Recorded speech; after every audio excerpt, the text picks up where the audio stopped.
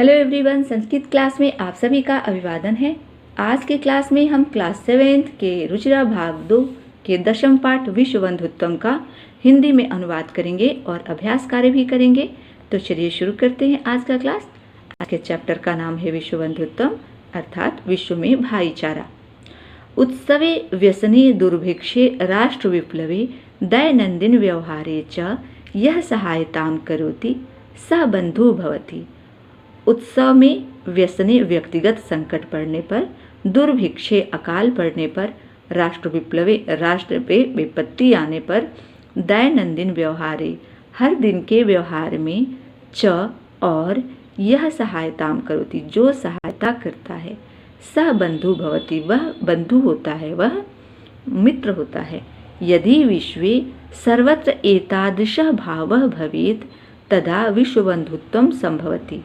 यदि विश्व में, संसार में, सर्वत्र सब जगह एतादृशः ऐसा ही भाव भवेत भाव हो, तदा तब विश्व बंधुत्वम संभवति विश्व में भाईचारा होता है। यदि पूरे संसार में सब जगह ऐसा ही भाव हो तब पूरे संसार में विश्व बंधुत्व होता है। परंतु अधुना निखिले संसारे कलहस्य अशांतिः च वातावरण अस्ति। परंतु आज निखिले संपूर्ण संसारे संसार में कलह से कलह का, अशांति का वातावरण है, कलह का और अशांति का वातावरण है। लेकिन आज पूरे संसार में कलह का और अशांति का वातावरण है। मानवाः परस्परम न विश्वसन्ति। मनुष्य आपस में विश्वास नहीं करते हैं, न विश्वसन्ति नहीं विश्वास करते हैं। ते परस्य कष्टम स्वकीयम कष्टम न गणयन्ति। वे लोग परस्य दूसरों के कष्टम कष्ट को, स्वकीयम अपना, कष्टम न गणयन्ति अपना कष्ट नहीं गिनते हैं। वे सभी दूसरों के कष्ट को अपना कष्ट नहीं समझते। अपि च समर्थाः देशाः असमर्थान देशान प्रति उपेक्षा भावं प्रदर्शयन्ति। और भी समर्थ देश असमर्थ देशों के प्रति उपेक्षा भाव प्रदर्शित करते हैं, अर्थात उनको नीचा समझते हैं। तेषाम उपरि स्वकीयं प्रभुत्वं स्थापयन्ति। तेषाम उपरि उनके ऊपर स्वकीयम अपना प्रभुत्व स्थापयन्ति स्थापित करते हैं। संसारे सर्वत्र विद्वेषस्य शत्रुताया हिंसाया च भावना दृश्यते। संसारे संसार में, सर्वत्र सब जगह, विद्वेषस्य विद्वेष का, शत्रुताया शत्रुता का और हिंसा का भावना दृश्यते दिखाई देता है। देशानां विकासः अपि अवरुद्धः भवति। देशों का विकास भी अवरुद्ध होता है, अर्थात विकास रुक जाता है। इयं महती आवश्यकता वर्तते यत् एकः देशः अपरेण देशेन सह निर्मलेन हृदयेन बंधुतायाः व्यवहारं कुर्यात्। यह महान आवश्यकता है कि एक देश अपरेण देशेन दूसरे देश के साथ साफ हृदय से, स्वच्छ हृदय से बंधुता का, भाईचारे का व्यवहार करे। इस चीज़ की बहुत बड़ी आवश्यकता है। इसकी महान आवश्यकता है कि एक देश दूसरे देश के साथ स्वच्छ हृदय से बंधुता का व्यवहार करे, भाईचारे का व्यवहार करे। विश्वस्य जनेषु इयं भावना आवश्यकी। विश्व में, संसार में, जनेषु लोगों में, इयं भावना यह भावना आवश्यक है। ततः विकसित अविकसितयोः देशयोः मध्ये स्वस्था स्पर्धा भविष्यति। ततः ऐसे ही विकसित और अविकसित देशों के बीच स्वस्थ स्पर्धा, प्रतियोगिता, भविष्यति कंपटीशन, तो स्पर्धा होगा, स्वस्थ स्पर्धा होगी। किस तरह से? जब भाईचारे का व्यवहार एक दूसरे के साथ करेंगे तो। सर्वे देशा ज्ञान विज्ञानयोः क्षेत्रे मैत्री भावनया सहयोगेन च समृद्धिं प्राप्तुं समर्थाः भविष्यन्ति। सर्वे देशाः सभी देश ज्ञान विज्ञान के क्षेत्र में मैत्री भावना के साथ सहयोग से समृद्धि प्राप्त करने में समर्थ होंगे। सूर्यस्य चंद्रस्य च प्रकाशः सर्वत्र समान रूपेण प्रसरति। सूर्य का और चंद्रमा का प्रकाश सर्वत्र समान रूपेण प्रसरति, सर्वत्र सब जगह समान रूप से फैलता है। अर्थात सूर्य और चंद्रमा सब जगह एक जैसा ही अपने प्रकाश को फैलाता है। प्रकृति अपि सर्वेषु समत्वेन व्यवहरति। प्रकृति भी सभी लोगों के साथ समत्वेन समता का व्यवहार करती है, एक जैसा व्यवहार करती है। तस्मात् अस्माभिः सर्वैः परस्परं वैरभावम् अपहाय विश्वबन्धुत्वं स्थापनीयम्। इसलिए अस्माभिः हमारे द्वारा सर्वैः सभी लोगों को परस्पर वैर भाव छोड़कर, अपहाय छोड़कर, आपस में वैर भाव छोड़कर विश्वबंधुत्वम, विश्व में भाईचारे का स्थापना करना चाहिए। अतः विश्वस्य कल्याणाय एतादृशी भावना भवेत्। इसलिए विश्व के, संसार के कल्याण के लिए इस तरह की भावना हो, ऐसी भावना होनी चाहिए। कैसी भावना? अयम निज परो वेति गणना लघु चेतसाम उदार चरिता नाम तो वसुधैव कुटुंबकम। अयम यह निज अपना है, परो वेति ये दूसरों का है, गणना ऐसी गणना, लघु चेतसाम छोटे दिल वाले करते हैं, उदार चरिता नाम उदार चरित वाले तो वसुधैव पृथ्वी को ही कुटुंबकम अपना परिवार मानते हैं। अर्थात यह अपना है, यह दूसरों का है, ऐसी सोच छोटे दिल वालों की होती है। जो उदार चरित वाले होते हैं, जो बड़े दिल वाले होते हैं, उनके लिए तो पूरी पृथ्वी ही परिवार के समान है। यहाँ इस पाठ में आने वाले कठिन शब्द है, इसे हमें अच्छे से समझ लेना चाहिए। यहाँ पर व्यसने व्यक्तिगत संकट पड़ने पर, दुर्भिक्षे अकाल पड़ने पर, राष्ट्र विप्लवे राष्ट्र पर आपदा आने पर, विश्वबंधुत्वम विश्व के प्रति भाईचारा, विश्वसंति विश्वास करते हैं, स्वकीयम अपना, उपेक्षा भावम अनादर की भावना, विद्वेषस्य शत्रुता का अवरुद्ध बाधित, स्पर्धा मुकाबला, ध्यातव्यम ध्यान देना चाहिए, ज्ञायते जाना जाता है, समत्वेन समान भाव से, अपहाय छोड़कर, परोवेति अथवा पराया, लघु चेतसाम क्षुद्र हृदय वाले, वसुधैव पूरी धरती ही, कुटुंबकम परिवार। अभ्यास कार्य का पहला प्रश्न है उच्चारणम कुरुत। दुर्भिक्षे विश्वसंति ध्यातव्यम राष्ट्र विप्लवी उपेक्षा भावम दुख भाग विश्वबंधुत्वम विद्वेषस्य प्रदर्शयन्ति। अभ्यास कार्य का दूसरा प्रश्न मंजूषातः समान अर्थक पदानि चीत्वा लिखत। इस पेटिका से समान अर्थों वाले शब्दों को चुनकर लिखना है। यहाँ कुछ शब्द दिए गए हैं, उनके सामने उनका अर्थ मिलता जुलता है, वो लिखना है। पेटिका के शब्दों को देख लेते हैं। परस्य अर्थात दूसरों का, दुखम दुख, आत्मानम आत्मन, बाधिता। अभ्यास कार्य का अगला प्रश्न है रेखांकित पदानि संशोध्य लिखत। रेखांकित पदों को सही करके लिखो। नीचे कुछ वाक्य दिए गए हैं, इसमें रेखांकित पद अशुद्ध है, उसे हमें वाक्य के अनुसार सही करके लिखना है। पहला वाक्य है छात्राः क्रीड़ा क्षेत्रे कंदुकात क्रीडन्ति।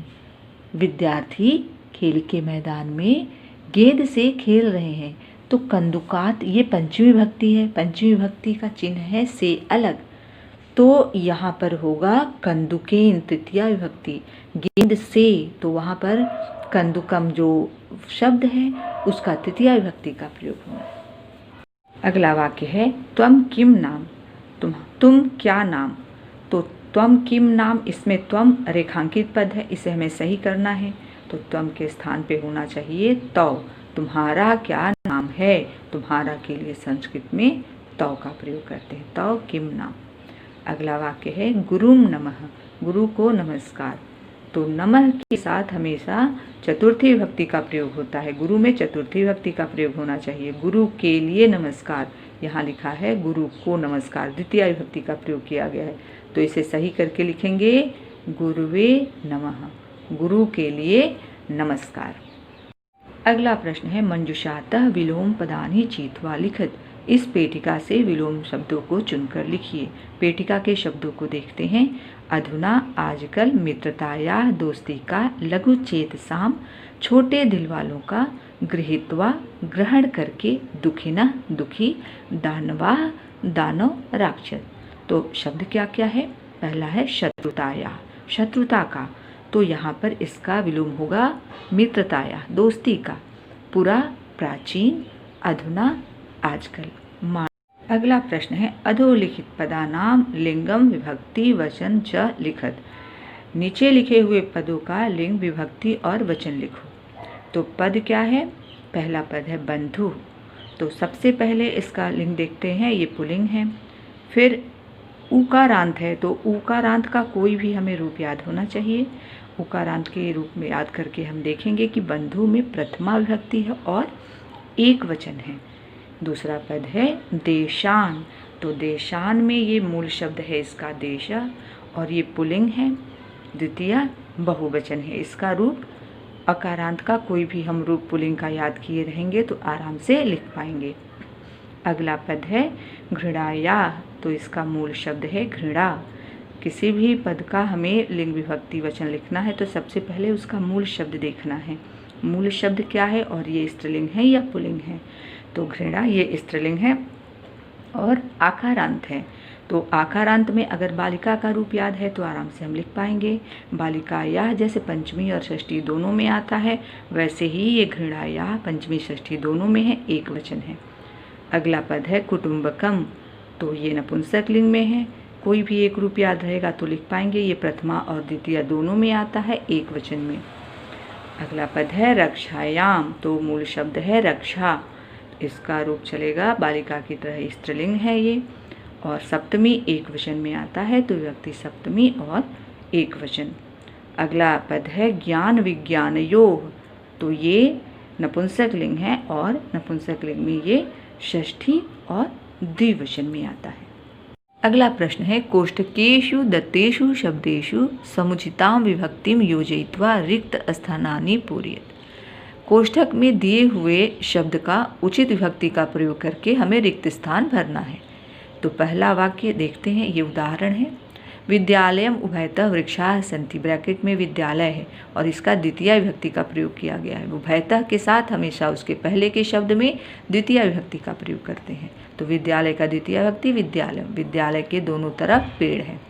अगला वाक्य है उभयतः गोपालिका, ब्रैकेट में है कृष्ण, तो कृष्ण के दोनों तरफ गोपालिका है, यहाँ पर कृष्ण में द्वितीय विभक्ति आएगा कृष्णम। अगला वाक्य है परितः गोचारण भूमि, और यहाँ पे है ग्राम, तो परितः का अर्थ होता है चारों तरफ, तो उभयतः का अर्थ होता है दोनों तरफ। तो उभयतः और परितः दोनों में उसके पहले वाले शब्द में द्वितीय विभक्ति का प्रयोग करते हैं, ये उपपद विभक्ति के प्रयोग में आता है। तो ग्रामम परितः गोचारण भूमि, ग्राम का लगेगा द्वितीय विभक्ति। अगला वाक्य है परितः भक्ता, चारों ओर भक्त हैं, किसके चारों ओर? मंदिर के, तो मंदिर का यहाँ पे द्वितीय विभक्ति का प्रयोग होगा मंदिरम, मंदिरम परितः भक्ता, मंदिर के चारों ओर भक्त है क्योंकि यहाँ पे परितः है। अगला वाक्य है नमः, तो नमः के पहले हमें क्या प्रयोग करना है? ब्रैकेट में क्या दिया है? सूर्य, तो सूर्य का यहाँ पर हम चतुर्थी विभक्ति का प्रयोग करेंगे। चतुर्थी विभक्ति का प्रयोग वहाँ करते हैं, ये कोई भी इसके पहले हो शब्द, उसमें नमस्कार करने की बात है तो यहाँ के शब्द में चतुर्थी विभक्ति का प्रयोग करते हैं। सूर्याय नमः, सूर्य को नमस्कार, को है फिर भी हम द्वितीय विभक्ति का प्रयोग नहीं करेंगे, चतुर्थी विभक्ति का प्रयोग करेंगे। सूर्य के लिए नमस्कार, सूर्याय नमः। ऐसे ही यहाँ पर नमः दिया है और ब्रैकेट में है गुरु, तो गुरु के लिए नमस्कार, तो गुरु के लिए, गुरु के रूप में हम गुरु का चतुर्थी विभक्ति लिखेंगे गुरवे, गुरु के लिए नमस्कार, गुरुवे नमः। अगला वाक्य है ऊपरी खगा और शब्द दिया है ब्रैकेट में वृक्ष, तो वृक्ष का हमें कहीं भी ऊपरी है तो उसके पहले वाले शब्द में षष्ठी विभक्ति का प्रयोग होता है। ऊपरी का अर्थ होता है ऊपर, तो किसी के ऊपर, तो वहाँ पे षष्ठी विभक्ति, तो वृक्ष का षष्ठी वृक्षस्य, वृक्ष के ऊपर चिड़िया है।